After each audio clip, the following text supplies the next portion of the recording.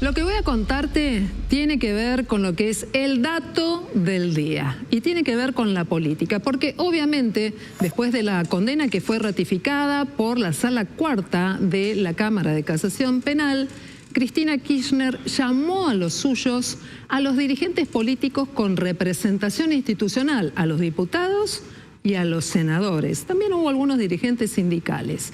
Y bajó línea política sobre lo que ella interpreta, lo que cree y lo que quiere de esos dirigentes políticos, esta vez en el Congreso de la Nación. Entre otras cosas les dijo que hay un árbol, hay un bosque, pero que tienen que tener en claro que lo que buscó la condena es marcar un punto y, entre comillas, meter miedo a todo aquel que piense distinto, que piense diferente y que discipline de esta manera a toda la política. Pero más allá de eso se plantearon dudas sobre el destino del presupuesto, si el gobierno quiere o no un presupuesto, el nivel de endeudamiento y lo que va a resultar manejar las provincias sin fondos suficientes y tal vez recurriendo a la deuda.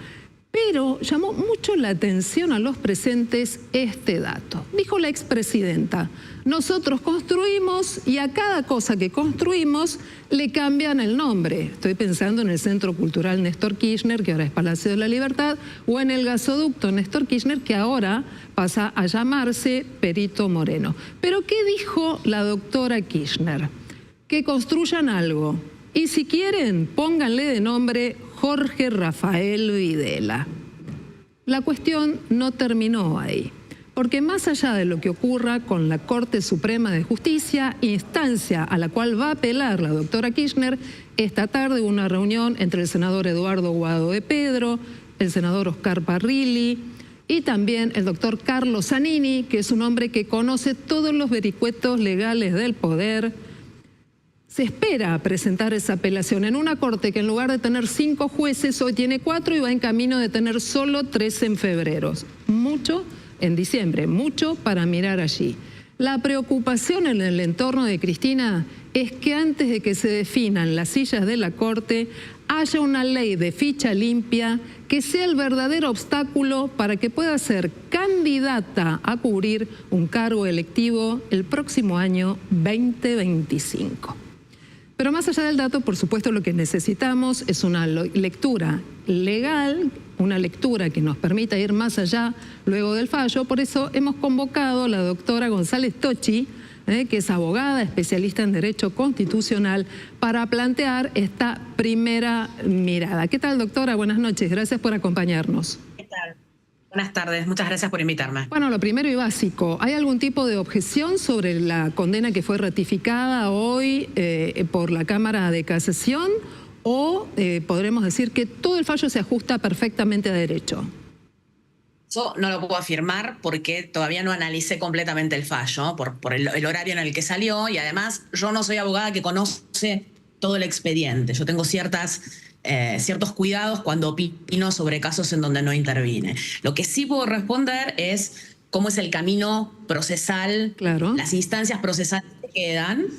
Y acá hay 2 sentencias, una del Tribunal Oral, otra de la Cámara de Casación. El último recurso, es decir, la última posibilidad de revisar esta sentencia, es el recurso extraordinario federal ante la Corte Suprema.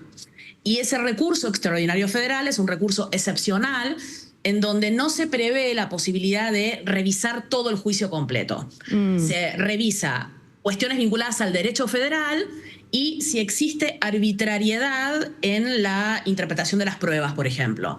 Pero es muy estrecho el margen de revisión en esa instancia procesal ante la Corte Suprema. Es muy bueno aclarar este punto, porque si es solamente un segmento de la causa, es muy distinto que entremos en un proceso de revisión, el manejo de los tiempos, etcétera, etcétera. Muy puntual ese detalle.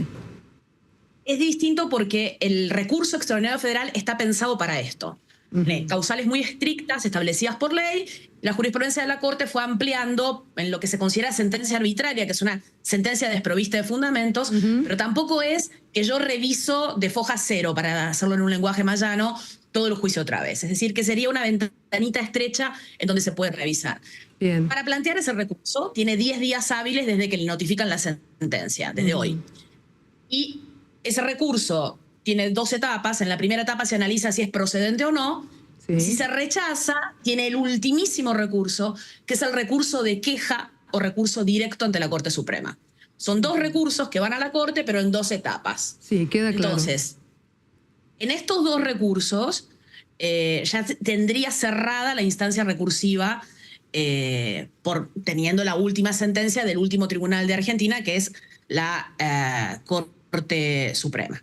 Hoy Ahí confirmaría o no la sentencia condenatoria. Bueno, me gustaría... Ahí sí tendríamos una sentencia firme y sin posibilidad de ningún tipo de revisión. Perfecto. Doctora, me gustaría compartir algo de lo que dijo la expresidenta a diputados y senadores esta tarde en el Instituto Patria.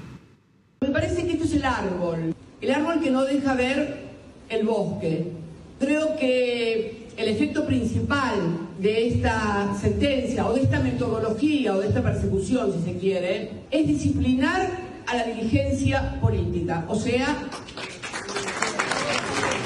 a ustedes, a los dirigentes, a los movimientos sociales, a los dirigentes sindicales también de nuestro país.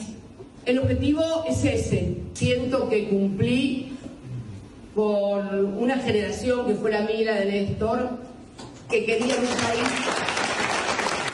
y que después de todo, que te metan presa por haber cumplido con esa generación a otros que están desaparecidos y que nunca más los vamos a volver a ver ni saber dónde están. El precio que me hacen pagar dentro de todo y mirando lo que otros sufrieron es bastante poco y estoy dispuesta a pagarla porque no me van a hacer arrepentir. Bueno, allí estábamos entonces escuchando a la expresidenta de la Nación. En el entorno de Cristina Kirchner considera que esta es una causa que tiene que ver, como en otros casos internacionales, con el lawfare. ¿Sí o no? Bueno, ahí hay 2 temas para distinguir. Los argumentos de ese estilo son argumentos políticos. Ok. Y en los juicios, en los procesos judiciales, se exhiben, se esgrimen argumentos jurídicos. Yo no puedo cuestionar sentencias sobre la base de argumentos políticos porque los argumentos políticos, por más que quiera ser muy objetiva, van a estar cargados por la subjetividad del que los brinda. En cambio, el Estado de Derecho, el ejercicio del derecho de defensa, la revisión de las sentencias, todas estas instancias o estas etapas que hablo del proceso, se rigen por la ley, se rigen por el derecho y tengo que ofrecer razones vinculadas con argumentos jurídicos. Entonces, todos estos casos que vos nombraste es el desarrollo de la teoría del lawfare, que es una teoría muy cuestionada, porque lo que trata de hacer, para decirlo de una manera muy cortita, es poner en primer lugar argumentos políticos para tapar los argumentos jurídicos. Si nosotros pensamos, esta es una causa de corrupción. Si le tenemos que poner un rótulo, esta es una causa de corrupción. Es una causa de corrupción en el ejercicio del poder y, por supuesto, que como todo delito, se tiene que probar la existencia de ese delito. Y a lo largo de todo este proceso, lo que se llevó adelante es el desarrollo de las pruebas para acreditar la existencia o no de delito. Ahora, las sentencias tienen que hacer mérito de esa prueba. Y los recursos que tenemos en el ámbito del Estado de Derecho, no en el Estado de la deliberación política, es recursos que fija la ley. Entonces yo voy a poder cuestionar una sentencia con argumentos jurídicos. Es bastante difícil que yo pueda dar vuelta a una sentencia, es decir, lograr la revocación de una sentencia, alegando la persecución política como fundamento del inicio del juicio. Me va a resultar corto. ¿Se entiende lo que digo el argumento? Sí, se entiende perfectamente. Lo voy a poder probar. Ahora, doctora, la Corte Suprema de Justicia, a partir de esta decisión de casación, me imagino que deberá la doctora Kirchner y su equipo de abogados darle forma política, legal, a lo que va a ser su instancia de apelación. ¿Cuánto tiempo tiene la Corte, si es que se puede medir de alguna manera, una Corte muy particular? Hoy en lugar de 5 jueces tiene 4, en diciembre van a quedar 3. ¿Cuánto tiempo tiene para definir la situación de Cristina Kirchner? Voy a empezar un paso antes. Para presentar este recurso tiene Cristina Kirchner 10 días hábiles. Sí, si nosotros contamos, llegamos a diciembre. Después, se tiene que hacer esta primera revisión, se admite o no el recurso, y si no se admite el recurso, hay un segundo recurso, que se plantea 5 días después de rechazado este primer recurso. Entonces ya tenemos el tiempo de fin de año ya transcurrido entre recursos. que no necesariamente van a ser resueltos antes del 30 de diciembre, que creo que es el último día hábil judicial de este año. La feria. Ahora, la Corte, claro, viene la feria de enero. La Corte, cuando tiene que resolver estos recursos, que son materia de su competencia habitual, no tiene plazos fijos para hacerlo. No hay una especie de tabla sobre en cuánto tiempo tienen que salir determinados recursos. Menos en causas que tienen no una incidencia política esencialmente, sino que tienen una complejidad muy grande. No corro totalmente lo político, pero las causas de corrupción son causas muy complejas, claro, que tienen tramitaciones muy complejas. Entonces, yo no puedo, nadie puede, ni siquiera los jueces de la Corte pueden decir en cuánto tiempo esta causa se recibe. Se recibe en los plazos procesales que dije y puedo estar en condiciones de dictar una sentencia. Eso no se puede esperar. Como bien vos decías, tenemos una Corte con un integrante menos, porque todavía no se cubrió desde hace más de 2 años la vacante de la quinta jueza, que era Elena Hayton, y en el 29 de diciembre se produce la otra vacante, que es Maqueda por edad. Entonces va a quedar una Corte con 3. La diferencia es, si yo no tengo el número completo de miembros de la Corte, las decisiones tienen que salir por acuerdo de 3 personas que se tienen que poner de acuerdo en todos los términos de un fallo. ¿Qué quiero decir con esto? Que el trabajo para ponerse de acuerdo es mayor.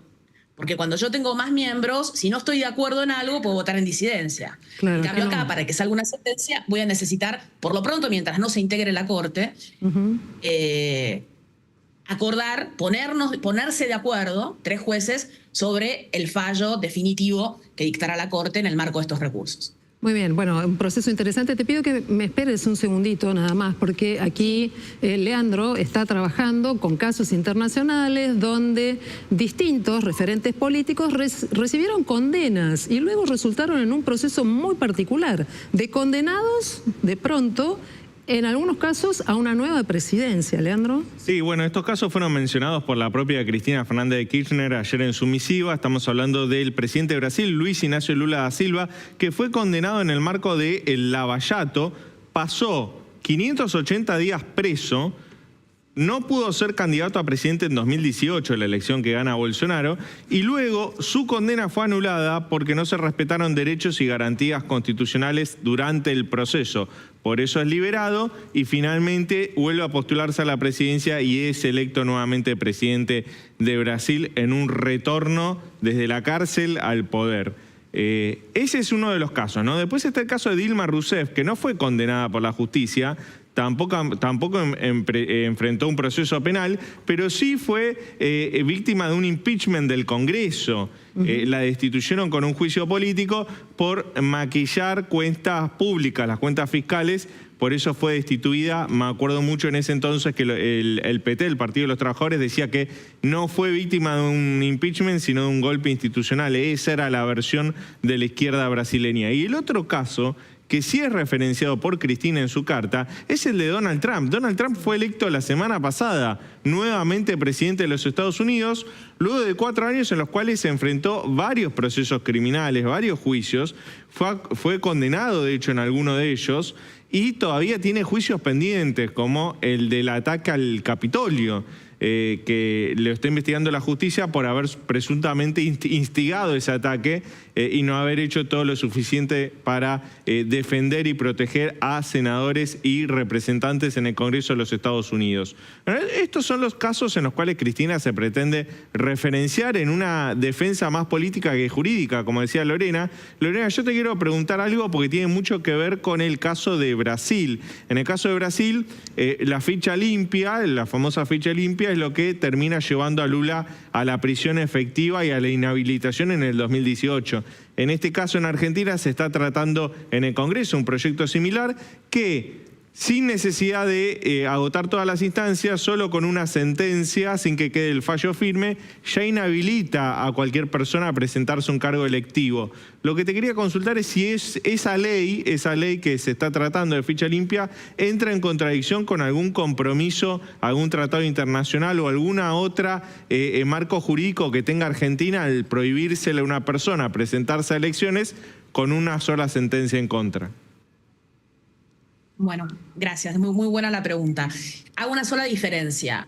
si yo tengo que buscar algún caso un poco parecido, no por los fundamentos, sino por los elementos del caso, sería el caso de Lula da Silva con condena y luego proscripto por esa condena, inhabilitado para competir políticamente. Los casos de impeachment, los casos de juicio político son distintos, porque sacar a la persona del cargo es diferente. Ahora, volviendo a este tema, está tramitándose un proyecto de ley que ya tiene dictamen de mayoría, que creo que la reunión la citaron para la semana que viene, sobre ficha limpia. Y la ficha limpia implica establecer algún tipo de disposición legal que fije ciertas inhabilidades para competir, para ejercer el derecho pasivo, el derecho político pasivo, que es el derecho a ser elegido, el derecho a ser candidato, el derecho a poder competir en elecciones como candidato, en el caso de sujetos condenados. Específicamente, estas inhabilidades aparecieron como consecuencia de los juicios de corrupción o otro tipo de condenas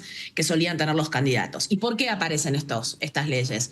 Porque se utilizan ciertos beneficios vinculados con incorporarse al Congreso, esto estoy hablando específicamente de los fueros, para eludir el cumplimiento de sentencias penales. Pensemos el caso de Carlos Menem. ¿Dónde murió Carlos Menem? En un cargo en el Senado. ¿Cuántas condenas tenía? Más de una. ¿Cuántos casos todavía estaban pendientes de resolver? Entonces, la búsqueda es circunvalar la responsabilidad penal y aprovecharse de esta inmunidad que brinda la Constitución a los legisladores. Ese es el tema. La discusión sociológica de por qué se vota a personas que están procesadas, condenadas, sospechadas de cometer delitos graves, va por otro lado. Eso no es una discusión jurídica. Eso creo que nadie puede dar una respuesta unívoca. Algo debe pasar, que en lugar de identificarnos con personas que cumplan con la ley, algunos se identifican con personas que esquivan la ley. Ahora, en el ámbito del derecho argentino todavía no está vigente la ley de ficha limpia. Sí tenemos las regulaciones vinculadas al derecho pasivo. Vos me preguntabas, Leandro, por instrumentos internacionales. Para hacerlo cortito, la Convención Americana de Derechos Humanos, en el artículo 23, habla de este derecho activo y pasivo. Y cuando dice lo que pueden regular los estados pueden dictar regulaciones que digan cómo puedo competir como candidato. Y entre los ámbitos en los que pueden regular válidamente los estados, dice que pueden establecer derechos y oportunidades para poder competir como candidatos, y también pueden restringir ese derecho, y la Convención dice condena en juicio penal, condena con intervención de juez competente en materia penal. Ahora, doctora, perdón, porque en la Argentina tenemos una serie de instancias de apelaciones y la gran discusión hoy en diputados, que es la Cámara de Origen para ficha limpia, y de verdad es una discusión muy intensa, tiene que ver con cuál es la condena válida para que una persona pueda ser o no candidata. ¿Es la Corte? Exacto. ¿O es una segunda instancia de revisión, como en este caso resulta casación? El proyecto de ley dice dos condenas de Cámara. Es que hay varios dictámenes, hay varios proyectos de mayoría, y distintos dictámenes. Exacto. Voy a tomar el dictamen de mayoría. El dictamen de mayoría está redactado de esa manera. No quiere decir que esto sea definitivo, no quiere decir que esto sea la descripción que va a contemplar eventualmente la ley. Ahora, esto que yo acabo de decir del artículo 23 impone un problema. Porque si bien la Convención no dice sentencia firme, y ahí tomo el ejemplo de lo que trajo Leandro, si esa sentencia eventualmente llega a ser revocada, yo tengo un problema. Entonces, yo no tengo una sentencia firme y pasada en autoridad de cosa juzgada. Me falta una instancia más. Entonces, si bien la Convención Americana tiene esta descripción de no poner la palabra firme, hay dos casos en donde cuando la Corte tuvo que interpretar restricciones vinculadas con sanciones de instancias no penales, habló de sentencia firme. Es la Entonces, Corte. Ahí sí, exacto. Si vos me preguntás qué es sentencia firme es que pasen todos los recursos, todos los que yo tengo, y que ya nadie más pueda revisar esa sentencia. Muy bien. Ahora, viste que el tratado dice, sobre estos ámbitos los estados pueden dictar leyes. Entonces, vamos a ver cómo sale el proyecto de ficha limpia.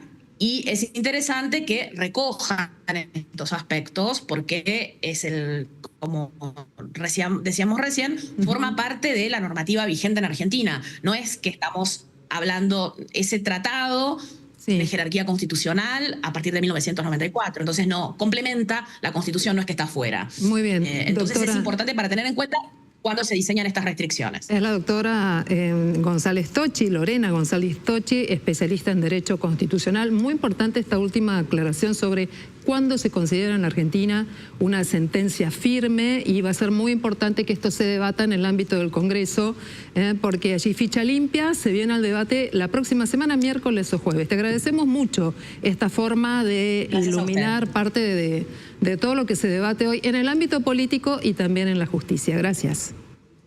Muchas gracias. Bueno, además hoy hubo dictamen de comisión para regular las apuestas online y combatir la ludopatía en el caso de los menores. Además se generó un intercambio muy duro entre dos diputados. Uno de ellos es Silvana Giudice, del PRO, y el otro es Maxi Ferraro, de la Coalición Cívica. En medio de una discusión muy acalorada por las apuestas online, la diputada del PRO y el de la Coalición Cívica se enfrentaron cara a cara entre gritos e insultos en el medio de la comisión. El conflicto escaló cuando Giudice presentó un dictamen propio en el que establecía una redacción sobre las prohibiciones a la publicidad de las casas de apuestas. Y esto provocó la indignación de Ferraro, que terminó por acusarla de ser una lobista de las empresas del juego.